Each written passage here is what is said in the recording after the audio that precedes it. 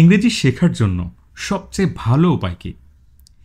ইংরেজি শেখার সবচেয়ে ভালো উপায় হলো একটা প্র্যাকটিক্যাল লাইফের অংশ করে তোলা, মানে এই ইংলিশ শেখাকে।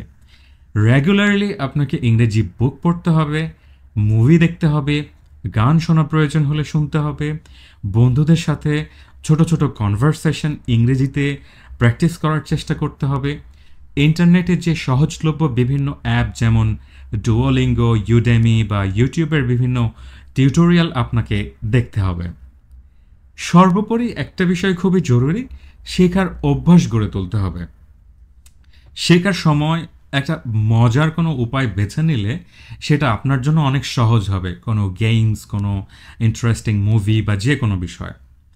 নিয়মিতভাবে এগুলো এনজয় করতে পারেন এবং ইংলিশ প্র্যাকটিস করতে পারেন।